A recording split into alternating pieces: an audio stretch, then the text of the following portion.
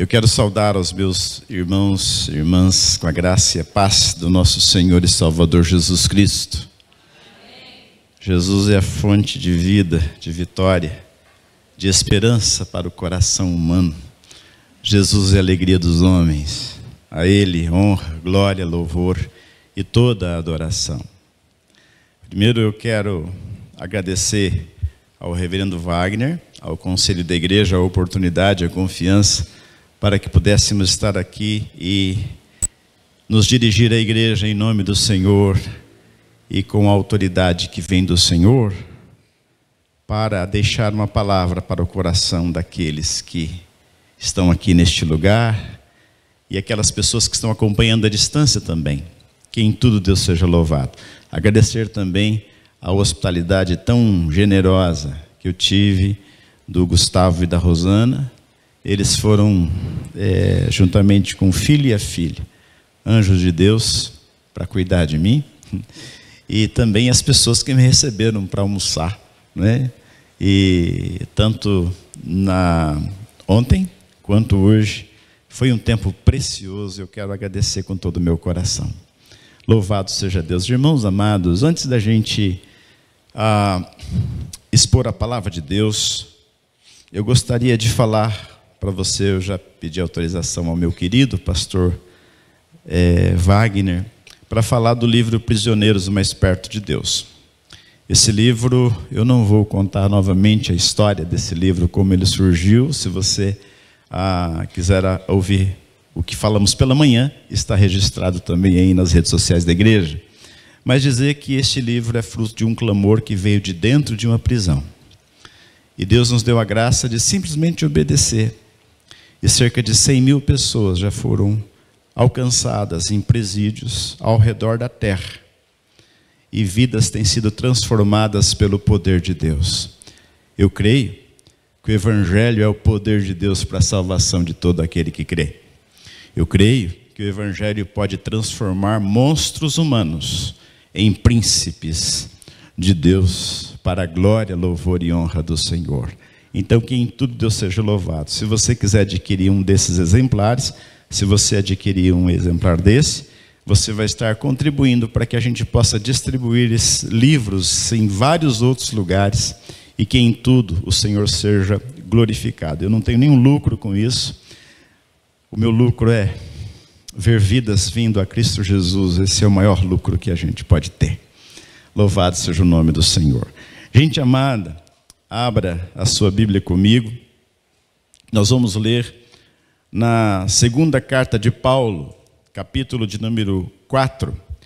A segunda carta de Paulo a Timóteo, capítulo de número 4. Leremos dos versos 9 a 18. Carta de Paulo a Timóteo, a segunda carta, capítulo de número 4, os versos 9 a 18. Eu vou ler na versão revista e atualizada do João Ferreira de Almeida. Eu creio que é uma palavra de Deus para o nosso coração. E eu queria, antes de ler, orar mais uma vez. Peça que Deus abra o seu coração. Meu desejo é que as minhas palavras fossem por Deus e graça dele, faísca, e que o seu coração e o meu coração possam ser capim seco, para que Deus, de alguma maneira, incendeie a nossa fé e a nossa esperança, com graça, com conforto, com esperança e com a renovação da nossa fé. Vamos orar. Pai, diante de Ti nós estamos e nos inclinamos diante de Ti. Rendemos glórias ao Teu nome, porque só Tu és Deus. Não há nenhum outro Deus sobre toda a terra. Tu és o Deus que nos ama com amor eterno. E agora, Senhor, nós Te louvamos porque o Senhor nos deu vida, nos deu voz, nos deu vocação para Te servir. O Senhor nos deu vitória por meio de Cristo Jesus. E agora nós pedimos que Tu fiques conosco nessa hora de reflexão da palavra. Porque sem ti, Pai, não haverá toque do Senhor nos corações. Transformação de vida não haverá. Por isso, Deus, clamamos para que o Senhor fique conosco. Que o Senhor fale conosco, que o Senhor fortaleça a nossa fé. Humildemente nós clamamos, Pai, nós dependemos de Ti totalmente. Sem o Senhor nada somos e nada podemos fazer. É a nossa declaração. Assim nós oramos em nome de Jesus e para a glória de Jesus. Ó Espírito Santo de Deus, convence a nossa vida, Senhor, do pecado. Cuida de nós, conforta, consola e nos conduz em triunfo. Em nome de Jesus, amém. Amém, amém. A palavra de Deus nos diz assim: procura vir ter comigo depressa, porque Demas, tendo amado o presente século, me abandonou e se foi para Tessalônica. Crescente foi para a Galácia, Tito para a Dalmácia. Somente Lucas está comigo. Toma contigo Marcos e traze-o, pois me é útil para o ministério. Quanto a Tíquico, mandei-o até Éfeso.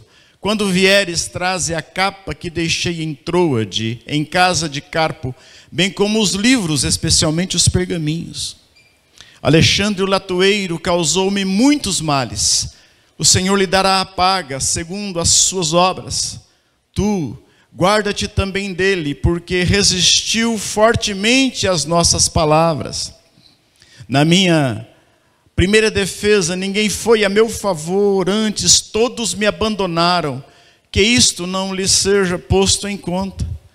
Mas o Senhor me assistiu e me revestiu de forças, para que, por meu intermédio, a pregação fosse plenamente cumprida.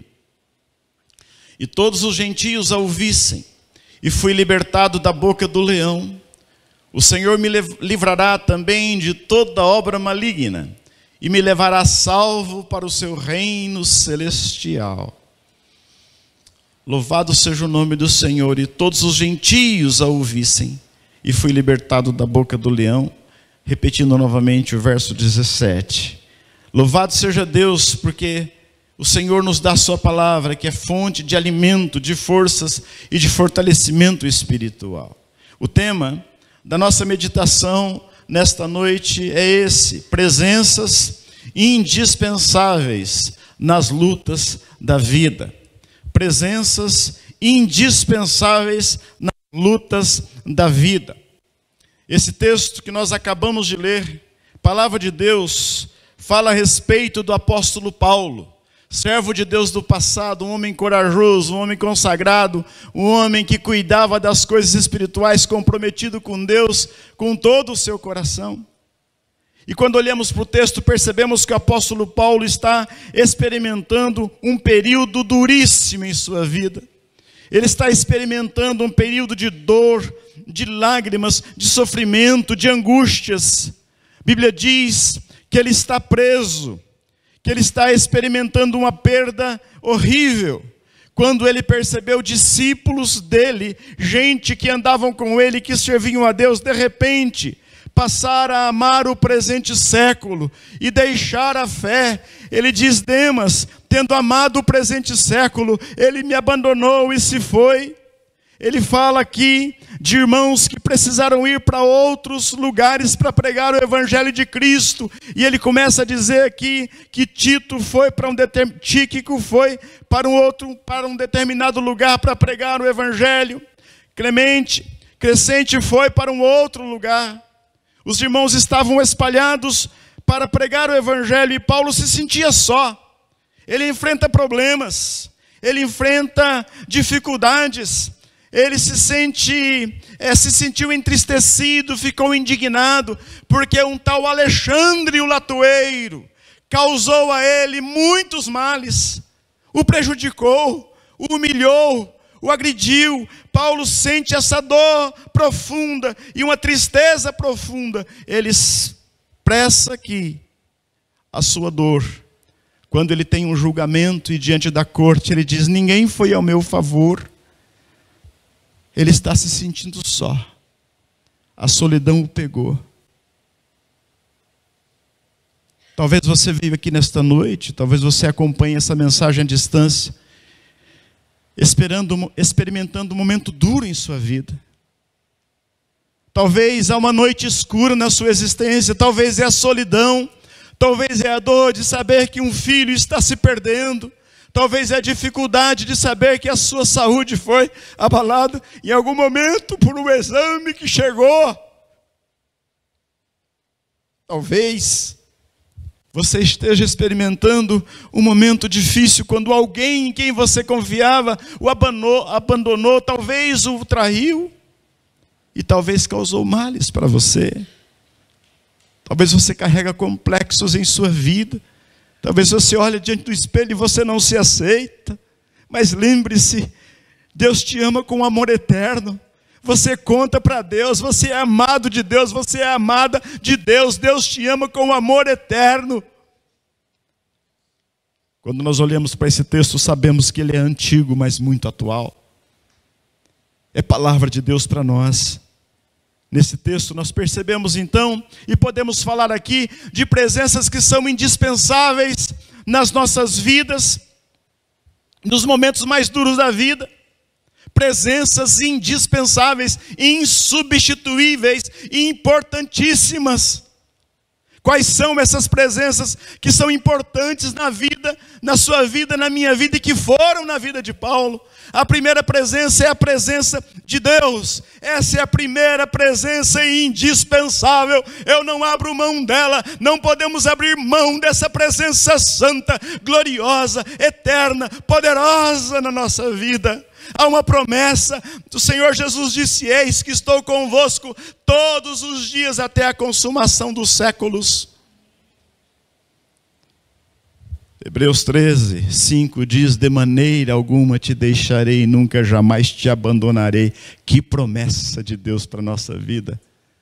Louvado seja Deus. Presenças indispensáveis nas lutas da vida. A primeira presença é a presença de Deus. E Paulo diz isso aqui no verso de número 17. Quando ele teve dificuldades, gente o abandonou, pessoas o abandonaram, pessoas o maltrataram. Gente que o deixou sozinho diante do juiz, na corte, diante de um julgamento. Mas ele diz: o Senhor me assistiu. Porque todos podem ir e todos podem abandonar, mas Deus é fiel e Ele jamais abandona os seus. O Senhor me assistiu. Eu acho linda essa expressão. O Senhor me assistiu e me revestiu de forças. Esse é o nosso Deus. Quando a gente parece que não vai conseguir acompanhar, aguentar, conseguir dar nenhum passo sequer, Deus vem, Ele renova a nossa força. Isaías 40, na parte final, vai dizer ali que o Senhor faz forte ao cansado e multiplica as forças ao que não tem nenhum vigor. Esse é o nosso Deus, que multiplica forças na nossa vida. Louvado seja o nome do Senhor. O nosso Deus é Deus presente. Ah, queridos irmãos, a primeira presença indispensável nas lutas da vida é a presença de Deus. O sofrimento era grande, a dor era grande, mas Paulo percebia, sentia, sabia da presença de Deus. Saiba você, se você anda com Deus, que Deus está com você, porque Deus é fiel. Você pode dizer amém? Ah, gente amada de Deus. Uma das pessoas que eu admirei muito no ministério e admiro até hoje, mas essa pessoa já está com Jesus. Uma das missionárias mais consagradas e corajosas que Deus plantou dentro da Igreja Presbiteriana Independente e fora dela. A Bugra faleceu recentemente. E ela teve a vida dela foi uma das vidas mais comprometidas com Deus que eu já vi. Deus parece que colocou nela toda a síntese da simpatia dele e da graça na vida dela. Quando ela começou seu ministério lá na Praça 15 em Florianópolis,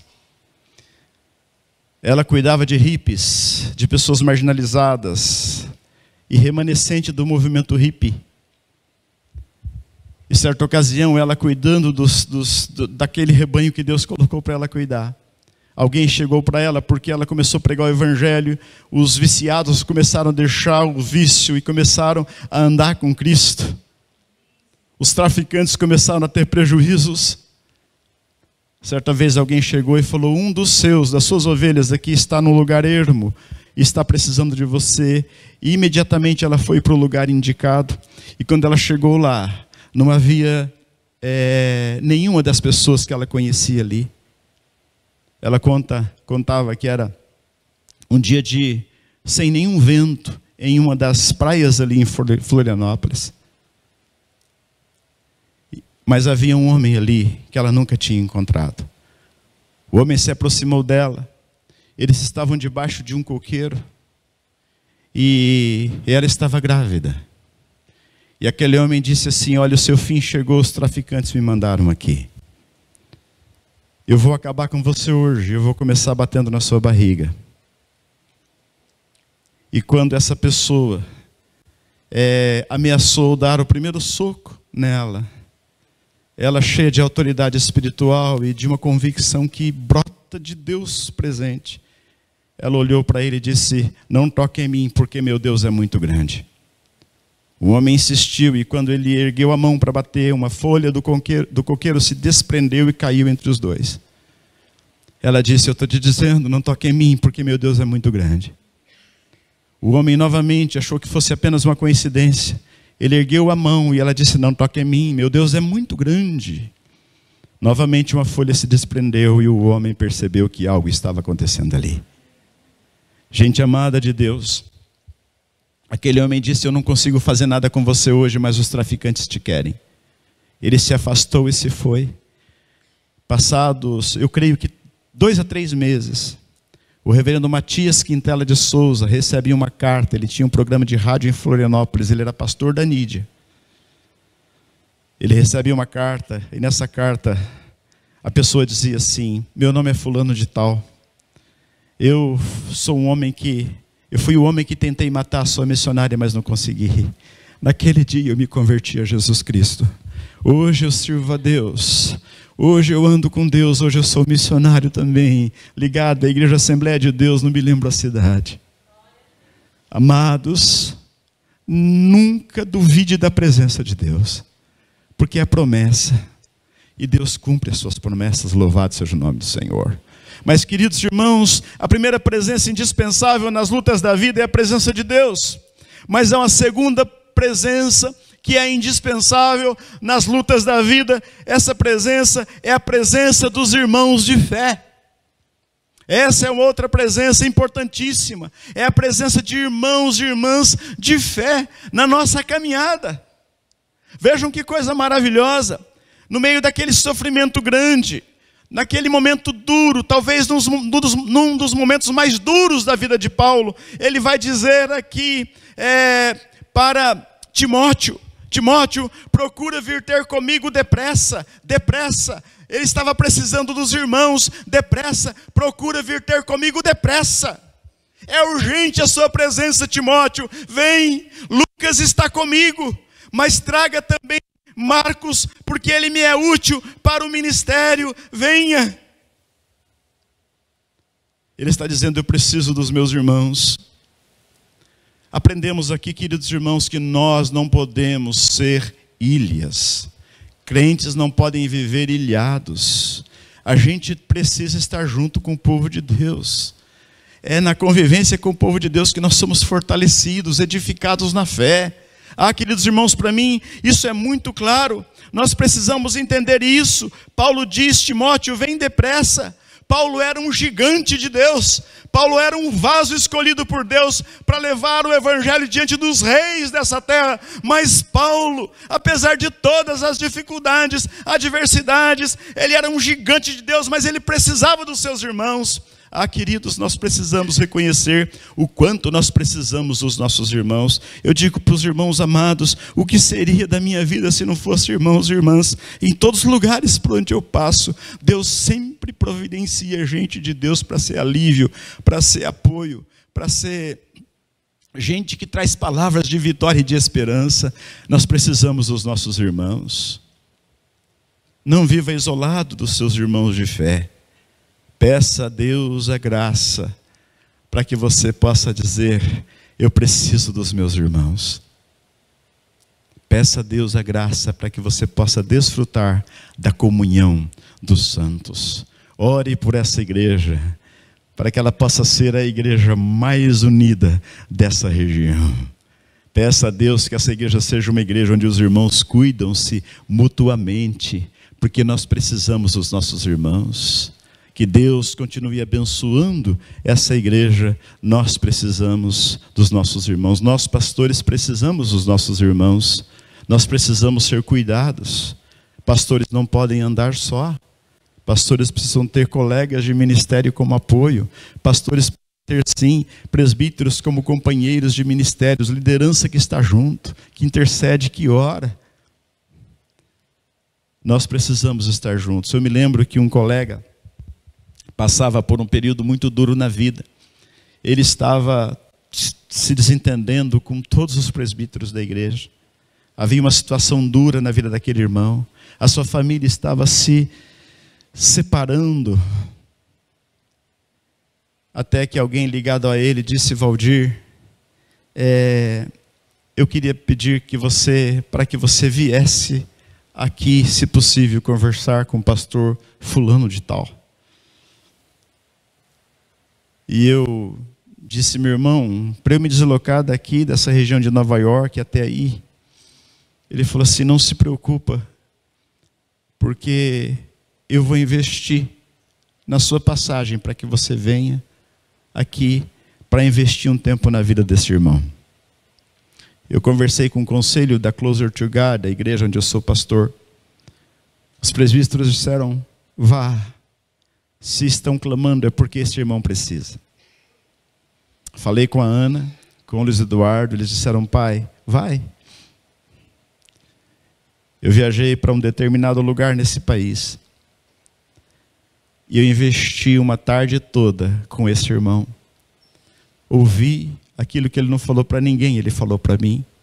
Coisas que vão comigo para a sepultura. Encorajamos, animamos. Esse irmão, por graça de Deus, voltou para o ministério. A família se uniu novamente. Eles estão juntos, servindo a Deus, para a glória de Deus. Louvado seja o nome do Senhor. O que eu estou querendo dizer com isso?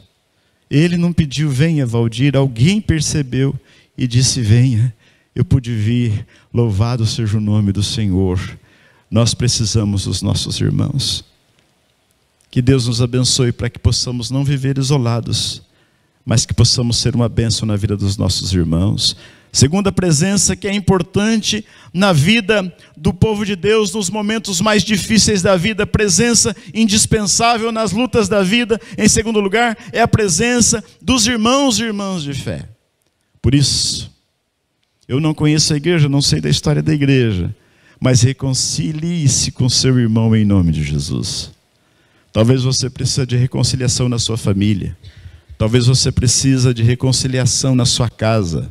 Talvez você precise de reconciliação no seu casamento. Talvez você precise de reconciliação na relação com seu filho, com sua filha. Talvez você precise, em nome de Jesus, procurar alguém e dizer: me perdoa, ou eu te perdoo em nome de Jesus. Peça que Deus te abençoe. Precisamos dos nossos irmãos. Conta-se que 2 irmãos se desentenderam. O mais novo, de alguma maneira, prejudicou o mais velho. E o irmão mais velho ficou muito chateado. Eles tinham uma propriedade e, separando da propriedade, havia um rio. E não havia nenhuma cerca ali. E o irmão mais velho, irritado, estava saindo de viagem, chamou um carpinteiro e disse: por favor, construa uma cerca alta aqui e tampe todas as frestas, porque eu não quero olhar para quem está do outro lado. Saiu de viagem, ficou um tempo fora, e quando ele voltou, cadê a cerca? E ele então já começou a se irritar. Ia reclamar com o carpinteiro, até que ele olhou e percebeu que havia uma ponte que foi construída sobre aquele rio, ligando as propriedades. E de repente lá vem o irmão mais novo gritando: meu irmão, me perdoa. Meu irmão, me perdoa, eu errei com você, mas eu não posso viver sem você, me perdoa, me perdoa. A raiva já estava seca. E o irmão mais velho correu e eles se abraçaram. Deixa eu dizer uma coisa para você: não construa muros, construa pontes. O mundo está do jeito que está porque muros estão sendo construídos. É tempo da humanidade acordar. E se a gente não consegue mudar a história do mundo, nós podemos mudar a história da nossa família em nome de Jesus. Nós podemos melhorar nossa igreja para a glória de Deus. Nós podemos reconstruir caminhos com o nosso vizinho. Que Deus nos abençoe. Precisamos muito dos nossos irmãos de fé. E em terceiro lugar, presenças indispensáveis nas lutas da vida. A terceira presença importante é a presença de um desejo enorme de pregar o Evangelho. A presença de um desejo enorme de pregar o Evangelho de Cristo. A gente percebe isso no texto. Paulo estava sofrendo, Paulo estava passando dificuldades, mas a sua fé estava viva, a sua força estava ali presente, a força evangelizadora. Ele queria ver o Evangelho sendo pregado. E o verso 17 ele diz: o Senhor me assistiu e me revestiu de forças para que por meu intermédio a pregação fosse plenamente cumprida e todos os gentios a ouvissem. Às vezes, irmãos, os crentes passam por lutas e a primeira coisa é se afastar da igreja, se afastar dos irmãos, fechar a Bíblia e falar: ah, eu cansei.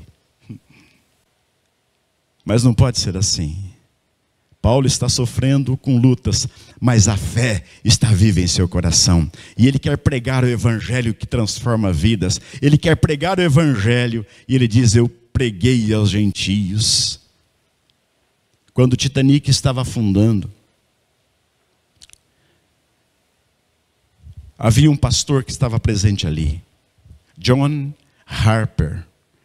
E quando já as pessoas haviam caído na água, quando o navio já tinha se afundado, pedaços de madeira, John Harper estava se assegurando num pedaço de madeira, e naquela água gelada, um outro homem estava se assegurando também num pedaço de madeira. John Harper, no momento da morte, no momento duro de sua vida, no pior momento de sua vida, ele olha para aquele homem, e ele diz: você já tem Jesus como Senhor da sua vida? O homem olha, não entende o que John Harper está falando. John Harper olha para ele e fala assim: entrega a sua vida a Jesus, porque só Jesus pode dar salvação eterna. Só Jesus pode fazer você pisar no chão do céu. De repente, John Harper afundou. De repente volta novamente à tona, à superfície, encontra o homem novamente e diz: entrega a sua vida a Jesus, hoje é o dia da salvação. E John Harper mergulha para nunca mais voltar nas águas geladas do Atlântico. Mas no porto de Liverpool, na Inglaterra, quando tem ali a lista de nomes de pessoas que se salvaram naquela tragédia, está o nome de uma pessoa. E à frente do nome está assim: o último convertido através do ministério de John Harper. Apesar da sua luta, não desista da sua fé. Apesar da sua luta, diga: Senhor, usa a minha vida. Apesar da sua luta, diga: Senhor, eu me rendo a Ti, eu me consagro a Ti, a minha vida é Tua, usa-me para a glória do Teu nome. Louvado seja o nome do Senhor. E em terceiro, em quarto e último lugar, presenças indispensáveis nas lutas da vida. A última presença que é indispensável nas lutas da vida é a presença da esperança da vida eterna. Paulo carregava essa presença de essa esperança. A luta era difícil, mas a sua esperança estava viva. A sua esperança na salvação eterna era algo palpável, concreta, era algo que era possível tocar. Quando ele fala: Eu acho lindo quando ele abre os seus lábios e diz: o Senhor me livrará também de toda obra maligna e me levará salvo para o seu reino celestial. A ele a glória pelos séculos dos séculos. Amém. Paulo está dizendo: tudo isso me aconteceu, mas o Senhor me levará salvo para o reino celestial. Ele estava dizendo aqui o que ele já havia afirmado: nada nos separará do amor de Deus que está em Cristo Jesus. Nenhuma condenação há para os que estão em Cristo Jesus. Paulo está dizendo aqui: os sofrimentos do tempo presente não se comparam com a glória que está reservada para aqueles que creem no Senhor. Eu creio no céu, meus irmãos. Você crê? Eu creio na vida eterna. Eu creio que em Cristo somos mais que vencedores. Eu creio que um dia os nossos pés pisarão em ruas de ouro. E quando o Apocalipse diz que nós pisaremos em ruas de ouro, porque lá o ouro é para a gente pisar. Porque lá é um lugar que nem olhos viram, nem ouvidos ouviram, e nunca jamais penetrou no coração humano que Deus tem preparado para aqueles que o amam. Eu creio no céu. Eu creio no céu. Paulo diz: o Senhor me levará salvo para o seu reino celestial. Eu quero ir já para a conclusão dessa meditação, dizendo a você que meu pai faleceu em 2014. Um homem simples, mas um homem muito crente. Quando ele estava para morrer, é que eu percebi toda a intimidade que ele tinha com Deus, apesar da simplicidade dele. Ele pediu para que eu cantasse hinos com ele nos últimos 4 dias de vida. E um dos hinos que ele pedia para cantar era: junto ao trono de Deus preparado, há cristão um lugar para ti. Há perfumes, há gozo exaltado, há delícias profusas ali. E havia uma parte que dizia: sim ali, de seus anjos fiéis rodeados, numa esfera de glória e de luz, junto a Deus nos espera Jesus. Cantei várias vezes com ele. Às vezes já com o seu cérebro sendo deteriorado por um linfoma agressivo. Às vezes eu esquecia a estrofe, mas ele não esquecia. E nos últimos momentos de vida,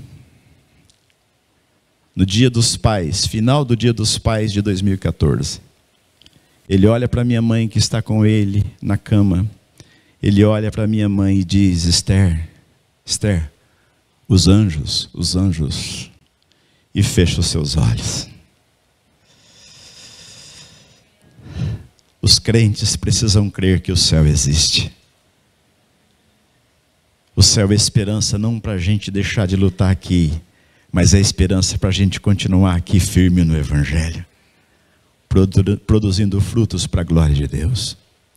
Gente amada do Senhor, eu quero dizer para você em nome de Jesus, que nessa noite Deus te trouxe aqui, para que você ouvisse 2 Timóteo, capítulo 4, os versos 9 a 18. Porque Deus ama você. Deus está dizendo para você: fica firme, e firme nas promessas que não vão falhar. Deus está dizendo para você: eu te amo, comigo você é mais que vencedor. Creia que um dia, em algum momento da história, eu te levarei salvo ou salva para o reino celestial. Esse é o nosso Deus.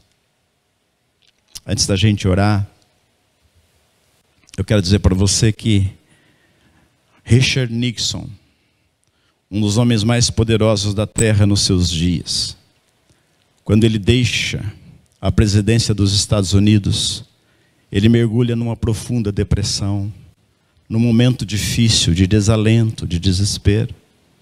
E o que ocorre com Richard Nixon é que ele chama, deprimido, ele chama a sua secretária e diz assim, em um quarto onde ele estava hospedado, dizendo assim: olha, feche todas as cortinas, eu não quero uma frestinha de luz, porque eu não quero ver ninguém, não quero falar com ninguém, minha vida acabou, eu estou mal, a minha vida acabou. Quando de repente, essa secretária invade o quarto, abre as cortinas e diz: senhor presidente, vem aqui. Ele chega, olha para a janela e vê no alto um avião trazendo uma faixa, dizendo: senhor presidente, Deus te ama e nós também te amamos. Ruth e Billy Graham. A história diz que aquele homem se emocionou, se vestiu, saiu com esperança, porque alguém o encorajou. Deus te ama, a igreja te ama, o Senhor te ama. Entrega a tua vida para o Senhor e prossiga, porque Deus tem um plano para a sua existência. Você não está aqui por acaso na vida, você não é um acidente na história, você é alguém para o qual Deus tem um plano de vida e vida com abundância. Prossiga apesar das adversidades, porque Deus é contigo. Eu quero convidar você para se colocar em pé. Nós vamos orar neste momento. Eu não falei com o pastor, mas queria, meu irmão e minha irmã, dizer para você que se de alguma maneira um versículo, uma frase, um momento dessa exposição bíblica, talvez em algum momento você olhou para a sua história e viu lutas que você tem que enfrentar. Talvez você esteja vivendo uma situação como que de desencorajamento com relação ao futuro. Eu quero dizer para você que Deus está dizendo para você: marche, filha, marche, filho, diga ao meu povo que marche. Há um Deus que renova as forças, que revigora a fé, um Deus que restaura a esperança, um Deus que reafirma que Ele tem para nós vida eterna, vida em abundância que começa aqui e continuará na eternidade. Eu quero nesse momento convidar você, meu irmão e minha irmã. Eu não te conheço, mas Deus te conhece, você sabe como você está. Eu queria convidar você para que, se você quiser, nessa noite dizer: Senhor, me ajuda, eu preciso de Ti. Eu quero convidar você para sair do seu lugar e vir aqui, nesse momento, para orarmos juntos. Deus pode fazer grandes coisas. Nosso Deus está vivo. Nosso Deus pode restaurar nossos filhos que estão longe do Evangelho. Nosso Deus pode fortalecer casamentos. Nosso Deus pode unir famílias. Nosso Deus pode nos ajudar para nos sentirmos mais que vencedores. Eu quero orar com você. Se você desejar, pode sair do seu lugar. Vem aqui, não importa o que os outros estão pensando. Pense que Deus está dizendo para você: filho, pega a minha mão. Pega a minha mão. Em 2012, pode vir, meu irmão, minha irmã. Em 2012, quando o furacão Irene, pode vir, meu irmão, pode chegar. Quando o furacão Irene atingiu a nossa região, meu filho tinha 9 anos.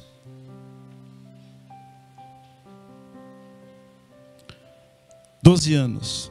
2012 isso aconteceu. Ele tinha 12 anos. Nós nos assentamos, nós nos reunimos na sala, abrimos a Bíblia e lemos o Salmo 125. Oramos e o vento soprava forte. Um vento ensurdecedor, o barulho ensurdecedor. Nós trouxemos o colchão do nosso filho e colocamos aqui ao lado de onde eu durmo na nossa cama. Apagamos a luz e eu percebi que ele se mexia para lá e para cá. Até que a vozinha dele disse: pai, não consigo dormir, me dá sua mão. Eu estendi a mão e ele pegou a minha mão, apertou. Menos de 3 minutos depois ele roncava. Era a mão do pai dando segurança. A mão de Deus está estendida. Pegue a mão de Deus hoje. Eu, o Senhor teu Deus, te tomo pela tua mão direita e te digo: não temas, que eu te ajudo. Esse é o nosso Deus, Pai poderoso e santo. Ele cuidará de nós em toda e qualquer circunstância. Vamos orar neste momento. Pai, nós estamos diante de Ti. Declaramos, ó Pai, que esta casa é casa de oração para todos os povos.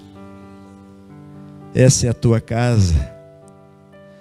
Deus querido, nós neste momento, quando a Tua palavra foi lida, quando Deus, cânticos tão abençoadores nos alcançaram, ó Deus, nesse ambiente da Tua presença e da Tua glória, agora nós olhamos para o Senhor e pedimos que o Senhor toque a vida de cada pessoa que está aqui à frente. Toque a vida de cada pessoa que está neste auditório, não veio aqui, mas está diante de Ti, dizendo: Senhor, tenha misericórdia de mim, Senhor. Deus amado, nós pedimos em nome de Jesus que o Senhor abençoe também as pessoas que estão acompanhando à distância. Deus, que a graça do Senhor envolva cada pessoa, que o Teu favor, a Tua força se derrame, revista de força cada pessoa aqui. Anima a nossa vida, dá-nos, ó Deus querido, direção segura, olhando para Jesus, o autor e consumador da fé. Dá-nos a segurança da nossa salvação, porque em Cristo somos mais que vencedores. A luta vai passar, a tempestade vai passar, a graça do Senhor jamais abandonará. Oramos por famílias, oramos por filhos que talvez estejam distantes do Evangelho. Oh Deus querido, traga esses filhos novamente para o aprisco do Senhor, para a igreja do Senhor, acima de tudo, para uma comunhão íntima contigo, Senhor. Oramos pelos casais, oramos pelas famílias, oramos por essa igreja, oramos pelas pessoas que estão enfermas. Deus, toca o coração das pessoas enfermas, pessoas que estão acompanhando à distância. Deus, toca, elimina a enfermidade. O Senhor pode, Senhor. O Senhor pode, Deus. O Senhor é maior do que o resultado dos exames. O Senhor é o Deus que pode amassar uma enfermidade, restaurar, ó Deus querido, células doentes e trazer vida. Oh Deus amado, pedimos em nome de Jesus para as pessoas que estão desanimadas na fé: dê um novo ânimo, Senhor. Renova o vigor, ó Deus querido, para que sejamos todos nós fervorosos no Espírito e firmes no Senhor, para a glória do Teu nome. Anima o Teu povo, abençoa o Teu povo. Nós oramos em nome de Jesus, ó Pai. Fica conosco, fortalece a nossa vida, leva-nos para casa sabendo que o Senhor é a nossa vitória, a nossa bandeira, a nossa esperança, a nossa paz, e de que ninguém e nada nos separará do grande amor de Deus que está em Cristo Jesus, o nosso Senhor. A Ele honra, glória, louvor e toda a adoração, porque digno é o Cordeiro que foi morto de receber a honra, a glória, o louvor e toda a adoração. Em nome de Jesus, em nome do Cordeiro. Amém, amém, amém, amém, amém.